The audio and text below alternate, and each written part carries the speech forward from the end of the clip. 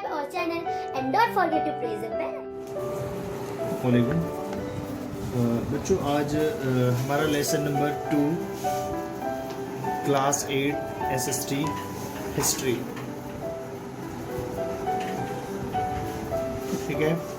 और नाम है हमारा लेसन का नाम है the expansion of British power, ठीक है। तो यहाँ पर इसका मतलब समझते हैं। एक्सपेंशन का मतलब होता है एक्सपेंड करना, या हम कह सकते हैं हिंदी में बोलेंगे इसको फैलाव of British power. British means यहाँ पर जो ब्रिटेन के लोग थे, या हम कहें सिंपल जिनको हम इंग्लिश पीपल, ठीक है, उनके पावर यानी कि रूल्स, ठीक। तो उन्होंने किस तरह से भारत के अंदर अपनी पावर को एक्सपेंड किया, अपनी पावर को यहाँ पर इस्टेब्लिश किया, इस लेसन के अंदर हम इस बारे में पढ़ेंगे, ठीक है। तो जैसे कि आपने ज़रूर सुना होगा, एक कंपनी का नाम आपने सुना होगा, ईस्ट इंडिया कंपनी, ठीक है, ईस्ट इंडिया कंपनी। तो ये जो कंपनी थी, इसको इस्टेब्लिश किया गया इसको 1600 AD, ठीक है। ये इंग्लैंड में बनी,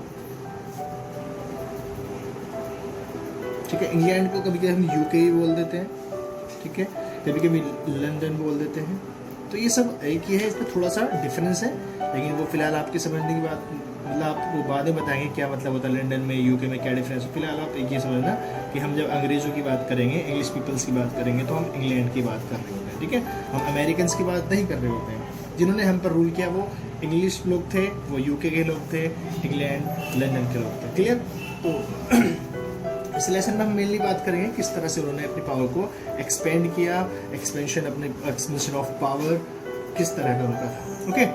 तो जैसे कि आपके लेसन में यहाँ पर दिया हुआ है, the British East India Company was form in 1600 AD to trade with India. तो देखो, मेनली जो इनका पर्पस था ईस्ट इंडिया कंपनी का, वो था व्यापार करना, या हम कहें ट्रेड करना, ठीक है, बिजनेस करना, उनका व्यापार। उनका मेन पर्पस क्या था, अगर हम कहें मेन पर्पस था उनका ट्रेड करना, ठीक। तो ट्रेड करना, इससे पहले भी ईस्ट इंडिया कंपनी से पहले अगर हम कहें, भारत के अंदर 2-3 कंपनियां ऑलरेडी आ चुकी थी। अगर हम बात यहाँ पर देखें तो यहाँ पर सबसे पहले अगर हम कहें इंग्लैंड के से पहले यूरोप की, देखो आपको यूरोप के बारे में पता है कि यूरोप जो है एक कॉन्टिनेंट है। हमने ज्योग्राफी के पोर्शन में पढ़ रखा है, कि ज्योग्राफी में पढ़ा रखा है कि यूरोप एक कॉन्टिनेंट है। तो यूरोप के अंदर बहुत सारे देश हैं, बहुत सारी कंट्री है। वहाँ पर 2-3 देशों के नाम मैं आपको बताऊंगा। जैसे एक का नाम है पुर्तगाल, या हिंदी में बोलते हैं पुर्तगाल, ठीक है, ये इंग्लिश है पोर्चुगीज। तो सबसे पहले 1498 में पोर्चुगीज यहाँ पर आया, ठीक है। आपने जरूर नाम सुना होगा, Vasco D gamma, Vasco D, ठीक है, 1498। तो सबसे पहले अगर हम कहें भारत में कौन विदेशी आए, तो ये आ सकते हैं पुर्तगाली लोग थे, पोर्चुगीज थे। पोर्चुगीज लोग यहाँ पर आते हैं और अपनी कंपनी स्टैब्लिश करते हैं। उसके बाद में अगर सेकंड नंबर पे कोई आए तो उनका नाम था डच। क्या नाम है? डच। डच कंपनी यहाँ पर आती है। और तीसरे नंबर पे अगर हम थर्ड नंबर बात करें तो वो है इंग्लिश, ठीक है। तो ये हम इंग्लिश की बात कर रहे हैं, हम डच की या पोर्चुगीज की बात नहीं करेंगे फिलहाल। तो इंग्लिश ये कंपनी आती है यहाँ पर तीसरे नंबर पे आती है, ठीक है। अब किस तरह से हम ब्रिटिश पावर किस तरह से एक्सपेंड करती है उसके बारे में हम डिस्कस करते हैं, ठीक है। तो जैसे पहले आपको बताया कि इनका मेन उद्देश्य क्या है, मेन पर्पस क्या है, ट्रेड करना। ट्रेड करना, भारत के अंदर वो लोग क्या करते थे, शुरू में इन्होंने सुना था कि भारत एक सोने की चिड़िया, आपने सुना होगा, है ना, गोल्डन स्पैरो भारत को कहा जाता था। तो जैसे लिखा हुआ है कि economic exploitation was the basic element of British colonialism. अब ये एक वर्ड है कॉलोनियलिज्म, ठीक है। कॉलोनियलिज्म का मतलब होता है कि किसी देश में किसी कमजोर देश को, अगर हम कहें एक वीक कंट्री है, उसको अगर कोई पावरफुल देश अपने अधिकार में ले ले और वहाँ पर उनसे गुलामी स्टार्ट कर रहा है। तो ये कॉलोनियलिज्म का कॉन्सेप्ट होता है, मेनली ये चीज़ होती है। ठीक है, तो हमने क्या बताया कि व्यापार करने के लिए लोग जो आए थे अंग्रेज, वो सबसे पहले व्यापार करने से मेन उद्देश्य, मेन पर्पज था उनका व्यापार करना। वो भारत से किस चीज़ का व्यापार करते थे, हम कह सकते थे मसाले, स्पाइसेस, ठीक है, क्लॉथ्स, कपड़ा, ठीक, इस तरह की चीज़ें वो यहाँ से लेकर के जाया करते थे और उनको अपने बाज़ारों में हम कह सकते हैं वो बहुत ज़्यादा प्रॉफिट कमाते थे इसको बेच करके। इस तरह का वो व्यापार करना यहाँ से शुरू किया। लेकिन होता क्या है, बाद में उनको लगा कि यहाँ पर हम व्यापार के साथ साथ, ट्रेड के साथ साथ यहाँ पर एडमिनिस्ट्रेशन भी कुछ, एडमिनिस्ट्रेशन में उन्होंने कुछ अपना हक जमाना चाहा। तो हम दो वॉर्स के बारे में पढ़ेंगे जरूर। एक को याद रखना है आपको, एक हुआ था फर्स्ट 1757, ठीक है, जिसको हम बोलते हैं प्लासी, बैटल ऑफ प्लासी बोलेंगे इसको, बैटल ऑफ प्लासी, ये आपको याद रखना है। दूसरा आपको याद रखना है, उसका नाम है 64 में हुआ था। हाँ, तो बच्चों आपको दो बैटल याद रखने हैं, battle of Plassey first 1757 and second battle of Buxar 1764।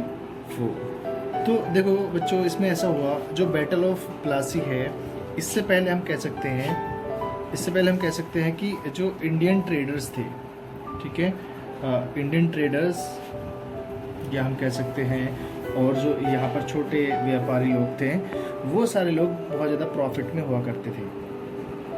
क्यों होते थे? क्योंकि एक्सपोर्ट हमारा काफ़ी था, ठीक है, चीज़ों का एक्सपोर्ट जो था, मसाले, है ना, हम कह सकते हैं स्पाइसेस और क्लॉथ्स हमारे काफ़ी ज़्यादा बाहर विदेशों में, विदेश कंट्री में जाया करते थे। तो हमारे इंडियन ट्रेडर्स बेनिफिट या हम कह सकते हैं प्रॉफिट में रहा करते थे। लेकिन बैटल ऑफ प्लासी के तहत, मैंने आपको बताया बैटल ऑफ प्लासी आपको याद रखना है 1757, ठीक है, battle of Plassey, and 1764 battle of Buxar.